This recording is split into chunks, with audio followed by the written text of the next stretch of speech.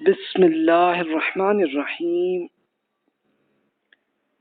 پچھلے 11 لیکچرز میں تو ہم نے ڈیٹیل سے جو اللہ تعالیٰ کے احکامات قرآن مجید میں اور رسول اللہ صلی اللہ علیہ وسلم کی سنت میں جو احکامات ہیں اس کی اسٹڈیز ہم کر چکے ہیں۔ اب ہم ڈیٹیل سے علم الفقہ کی اسٹڈی کرتے ہیں، جس کا ہم ایک پورا انٹروڈکشن ڈیٹیل کے ساتھ کہ کیا کیا فقہ ہے، کیسے بنا ہے اور کیا کیا اس کے معاملات ہیں، اور اس کی پھر ہسٹری ہم اگلے لیکچرز میں دیکھتے ہیں، اسپیشلی فقہ کی ہسٹری۔ یہ ہمارا ٹاپک ہے، کیونکہ اس کے بعد پھر ہم اگلے ایڈوانسڈ اسٹڈیز تک پہنچ جائیں گے۔ علم الفقہ کیا ہے؟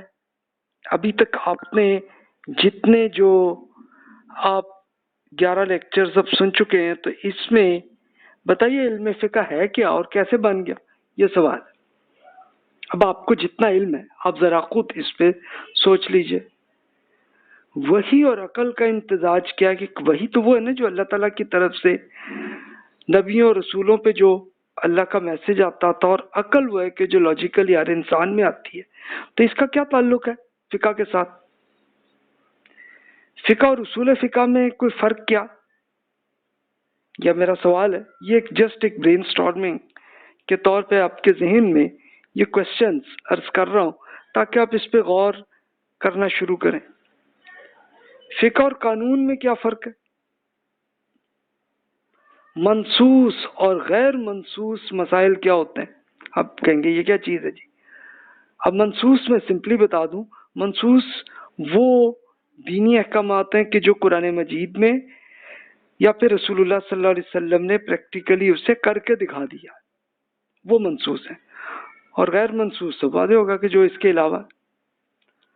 اور مشہور فقہا کون لوگ ہیں؟ آپ کو جو بھی آپ نے اب تک فقہ میں جو اسکالرز کے نام آپ نے سنے ہوں گے، ذرا ان کو یاد کر لیجئے۔ اب آئیے ہم ڈیٹیل سے آتے ہیں کہ علم الفقہ ہے کیا۔ اس کو ہم قرآن مجید ہی سے ہم سٹارٹ کرتے ہیں۔ سورۃ التوبہ ہی کی ایک آیت ہے، اس میں فرمایا بسم اللہ الرحمن الرحیم وما کان المؤمنون لینفروا کافہ فلولا نفر من كل فرقة منهم طائفة ليتفقهوا في الدين ولينذروا وقومهم إذا رجعوا إليهم لعلهم يحذرون۔ یہ تو ممکن نہیں تھا کہ مسلمان سب کے سب نکل کھڑے ہوتے، مگر ایسا کیوں نہ ہوا کہ ان کے ہر گروہ میں سے کچھ لوگ نکلتے تاکہ دین میں ایک بصیرت یعنی ایک تفصیلی علم وہ پیدا کرتے اور اپنی قوم کے لوگوں کو ان کے ان رویوں پر خبردار کرتے جب ان کی طرف لوٹتے، اس لیے کہ وہ اللہ تعالیٰ کی گرفت سے بچ سکتے۔ کہ آبجیکٹو یہ یعنی اس کو سمپلی یہی کہہ لیجئے کہ اللہ تعالیٰ نے کیے اسپیشل۔ اب ہوا یہ تھا کہ سورہ توبہ جب نازل ہوئی تو اس وقت لاکھ سے بھی کہیں زیادہ لوگ وہ رسول اللہ صلی اللہ علیہ وسلم پہ ایمان لا چکے تھے، اور اب نئے نئے آئے تھے، تو اب ان کو دین کا پتہ نہیں تھا۔ تو اب اللہ تعالیٰ نے بتا دیا کہ بھی دیکھیے اب ہر قبیلے میں اور ہر ایریے کے سارے بندے تو پریکٹیکلی نہیں آ سکتے، اور ظاہر ہے کہ علمی ذوق بھی نہیں ہو سکتا، تو کچھ لوگ ہیں کہ جو بہت ڈیپتھ کے ساتھ وہ رسول اللہ صلی اللہ علیہ وسلم سے آ کے سیکھ لیں، سیکھ کے پھر آپ اپنی اپنی قوموں کو اسپیشلی کیا کریں کہ وہ اللہ تعالیٰ کی گرفت سے بچائیں۔ کس چیز سے؟ کہ تاکہ آخرت میں یہ لوگ کامیاب ہو سکیں، کہ آبجیکٹو یہ ہونا چاہیے۔ اب یہ دیکھیے کہ یہ آیت جو ہے اس کی امپلیکیشن، اس پہ عمل پھر رسول اللہ صلی اللہ علیہ وسلم کے زمانے سے ہی اس پہ عمل ہوا اور آج تک جاری ہے۔ اب آپ دیکھیے خبردار ہے، یہ کیا ہے، اس سے کیا معاملہ ہے؟ تو اس زندگی کا مقصد کیا ہے؟ کیوں ہم اس زندگی میں اور آخرت میں کامیابی کے لیے ہم کیا کریں؟ کیا ہم نیکیاں کیا ہیں، کیا برائیاں ہیں، اس میں ہم کس طرح سے بچیں؟ جو قرآن مجید کا موضوع ہے نا، کہ جس میں تفصیل سے آتا ہے کہ جناب اس میں آپ آخرت میں آپ ایک ان لمیٹڈ لائف آپ کی تیار ہے، کہ یہ جو ابھی اس زندگی میں ہمارے یہاں جو موت آتی ہے تو وہ موت پریکٹیکلی کچھ نہیں ہوتی، بلکہ صرف اتنا سا ہی ایک پروسیس ہوتا ہے سلسلہ کہ ہمارے جسم سے ہماری اصل پرسنالٹی کو اس سے الگ الگ کر دیتے ہیں، بس فرشتے اتنا ہی کرتے ہیں۔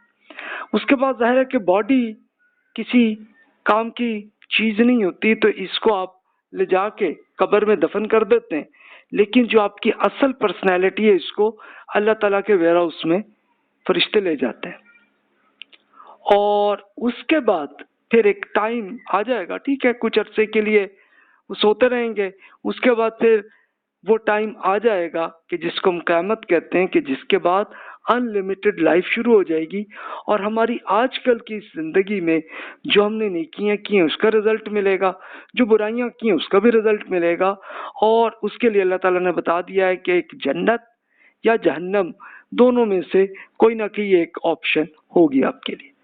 تو اب اللہ تعالیٰ نے یہ فرمایا کہ بھی ہر قوم میں سے اور ہر علاقے کے لوگوں میں سے کچھ لوگوں کو چاہیے کہ وہ دین کو بہت ڈیپتھ کے ساتھ اسٹڈی کر لیں، اور اسٹڈی کر کے پھر وہ اپنی قوم کے لوگوں کو جا کے پڑھائیں، کہ اللہ تعالیٰ کی اس وارننگ کو بھی کر دیں۔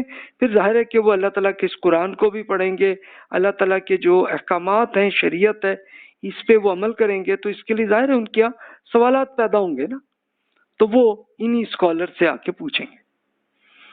اب رسول اللہ صلی اللہ علیہ وسلم کے زمانے میں تو یہی سلسلہ شروع تھا کہ رسول اللہ صلی اللہ علیہ وسلم کی نبوت کا جو ٹائم لائن ہے وہ 609 سی کے کیلنڈر، جو اسی کیلنڈر سے آپ دیکھیے تو تب سے رسول اللہ صلی اللہ علیہ وسلم کی نبوت کا اعلان ہو گیا تھا، اور وہاں سے رسول اللہ صلی اللہ علیہ وسلم 632 تک اللہ تعالیٰ کا قرآن پڑھاتے رہے، اور اسی طرح اب جو لوگ ایمان لاتے رہے یا جو نہیں بھی ایمان لائے تو ان کے جو کوشچنز آتے تھے تو یا تو وہ اللہ تعالیٰ قرآن مجید میں اس کا جواب دے دیتے تھے، یا پھر رسول اللہ صلی اللہ علیہ وسلم اس کی وضاحت کر دیتے تھے۔ تو یہ سلسلہ رسول اللہ صلی اللہ علیہ وسلم کے زمانے میں یہ شروع ہوا، تو یہیں سے علم الفقہ شروع ہو گیا کہ رسول اللہ صلی اللہ علیہ وسلم سے جو دین کے بارے میں کوشچنز پیدا ہونے لگے اس کا آپ جواب دیتے رہے۔ اس کے بعد 632 عیسوی کیلنڈر میں کیوں، اور اگر ہجری کیلنڈر سے دیکھیں تو وہ 11 ہجری تھی کہ جب رسول اللہ صلی اللہ علیہ وسلم اللہ تعالیٰ کے حضور چلے گئے، اور اس زندگی سے ان کا تعلق، ایک معاملہ جو ہے وہ ختم ہو گیا تھا۔ تو اب کیا ہوا کہ اب صحابہ کرام رضی اللہ عنہم کے اہل علم سے لوگ سوالات پوچھنے لگے تھے۔ یہ 11 ہجری سے سلسلہ شروع ہوا اور 100 ہجری تک یہ سلسلہ جاری رہا۔ اچھا، اس میں 100 میں نے اس لیے کہا کہ آخری صحابی جو ہیں جو ان کا انتقال ہوا ہے تو وہ 100 ہجری کے آس پاس ہیں۔ اب ظاہر ہے کہ وہ صحابی ہوں گے کہ جو رسول اللہ صلی اللہ علیہ وسلم کے زمانے کے بالکل بچے ہوں گے، تو وہ آخر میں جا کے ان کا انتقال ہوا ہے۔ اچھا، ہوتا کیا تھا کہ اب ظاہر ہے کہ صحابہ کرام رضی اللہ عنہم، خاص طور پہ وہ صحابہ کہ جو رسول اللہ صلی اللہ علیہ وسلم کے ساتھ لمبے عرصے تک آپ کے ساتھ رہے، ایٹ لیسٹ 23 ایئرس تک کے جو پیریڈ میں، یا چلیں اس سے کچھ اب کم کر لیں، تو اس میں وہ رسول اللہ صلی اللہ علیہ وسلم سے سیکھتے رہے۔ تب ہوا کیا کہ اب نہ صرف عرب بلکہ دیگر اور ممالک کے لوگ ایمان لائے، اور ان کے دین سے متعلق جو کوشچنز آنے لگے تو وہ صحابہ کرام سے پوچھتے۔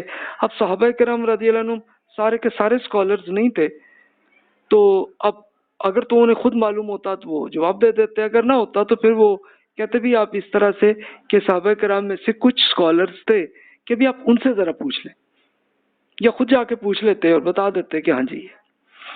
تو پھر یہ سلسلہ چلا، تو اگلی نسلوں میں اور اسکالرز پیدا ہونے شروع ہوئے، وہ 60 ہجری سے آنورڈ۔ میں 60 ہجری اس لیے کہہ رہا ہوں کہ اب وہ معاویہ رضی اللہ عنہ کا انتقال ہوا تو اب صحابہ کرام رضی اللہ عنہ کی حکومت ختم ہو گئی تھی، اس لیے میں نے اس سے کہا۔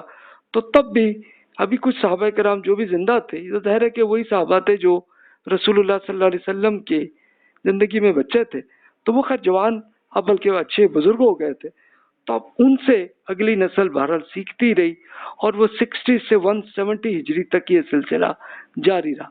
اچھا، پھر ظاہر ہے کہ اب صحابہ کرام کے جو اسٹوڈنٹ تھے ان کو تابعین کہتے ہیں، تو تابعین سے ان کے اسٹوڈنٹس بنتے رہے، ان کو تبع تابعین کہتے ہیں۔ تو یہ ایک سلسلہ 170 ہجری تک رہا. یعنی اصل طریقہ یہی رہا کہ جس کے ذہن میں دین سے کوئی کوشچن آنا ان سے پوچھ لینا, جواب مل جانا, اس پہ عمل کر لینا, بس دیٹس اٹ, اتنا ہی سمپل کام تھا.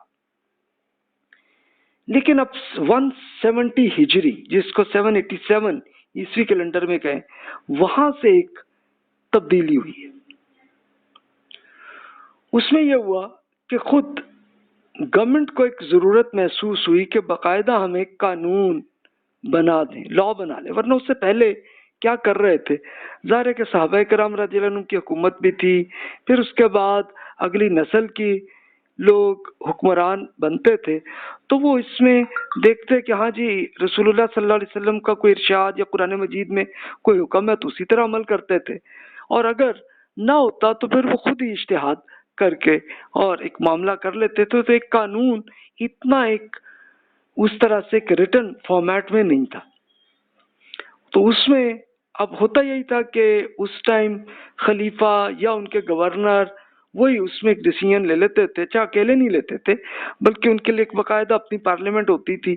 کوئی اگر بہت کمپلیکیٹڈ معاملہ ہے تو مل جل کے وہ ایک ڈیسیژن لیتے تھے, چلتا رہتا تھا معاملہ. لیکن اب آ کے حکومت کو محسوس ہوا کہ یار ایک باقاعدہ ایک کوڈیفائڈ لا کی ضرورت ہے. تو انہوں نے اب فقہا کون تھے, یہ وہی اسکالرس تھے کہ جو لوگوں کے سوالات کا جواب دیتے تھے, تو انہیں کو کہا کہ بھی آپ ایک یہ قانونی سٹیٹس آپ ان کو دے دیا کہ آپ کریں, اور ایک باقاعدہ قانونی شکل میں آپ پورا قانون بنا دیں. تو اب ان اسکالرس نے کیا, اب کنہوں نے کیا, یا میں آگے جا کے عرض کرتا ہوں.